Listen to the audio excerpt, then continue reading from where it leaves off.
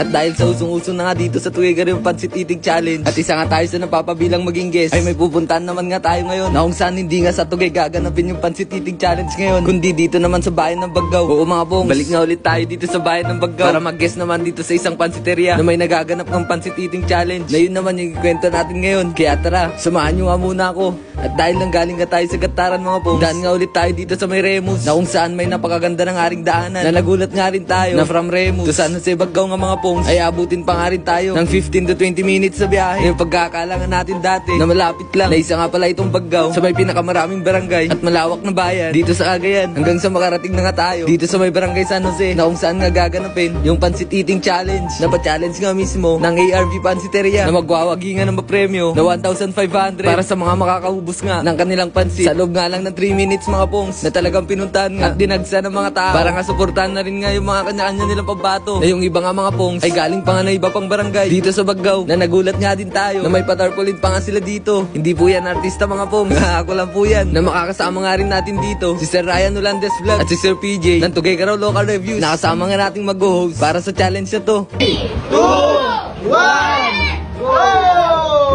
Sila na ang take out. Ay, parang hindi bakit.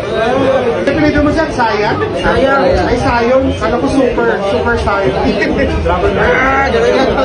So dapat, dapat nakuha mo yung 3 minutes, okay? 1, 2, 1, go!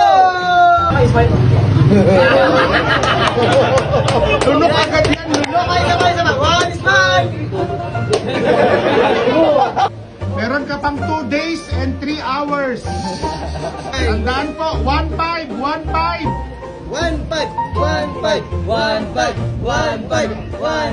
Nasa lahat nga ng fan dito mga pongs, ay dito talaga ako kay Kuya ng mga literal na fan nga talaga si Kuya. Sana all ganyan sumuporta. Na i-upload na nga lang natin soon yung resulta ng Pansit Eating Challenge dito. Dahil sa titikman nga muna natin, syempre yung kanilang pansit dito, na hindi nga rin tayo papayag na hindi nga matikman to syempre. Nabukod nga sa Pansit Badil Patong mga pongs, ay meron nga din pala sila ditong Pansit Kabagan, Papaitan, na meron nga din sila ditong Lomi, na marami nga rin tayong pagpipilian pag nag-crave tayo mga pongs. Na kung gusto nyo nga rin bisitahin tong ARV Pansiteria mga pongs, ay matatagpuan nga lang sila dito sa may San Jose, Baggaw, Cagayan. Tapat nga lang po ng van terminal.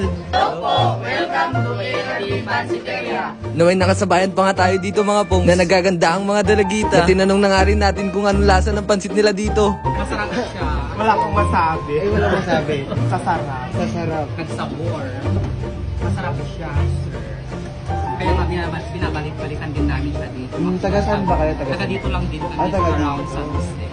Kaya hindi na nga rin tayo nagpatumpik-tumpik pa mga pongs. Natikman nga itong kanilang pansit, na sa unang bite pa lang, masasabi mo talagang kuha-kuha din nila yung lasa. Gaya ng mga masasarap na pansitan sa Tuguegarao, na pati nga yung mga kasama natin ay talagang binadatan din yung kanilang pansit dito. Kaya kung nagawin nga rin kayo sa Baggaw mga pongs, ay wag nyo nga rin kalimutan tikman. Puntahan nga itong kanilang pansiteria mga pongs. Bukod nga sa Pansit Eating Challenge yung pinuntahan natin dito mga pongs, ay sinabay na nga rin natin mamasyal sa isang tourist spot dito sa Baggaw, na Duba Cave ka kung tawagin, na may bagong hotel nga rin tayo napuntahan, na pinag-stayan nga natin dito sa Baggaw, na yun naman yung makikikwento natin soon. Kaya hanggang dito na lang muna yung kwento. Salamat sa panonood. Hanggang sa susunod.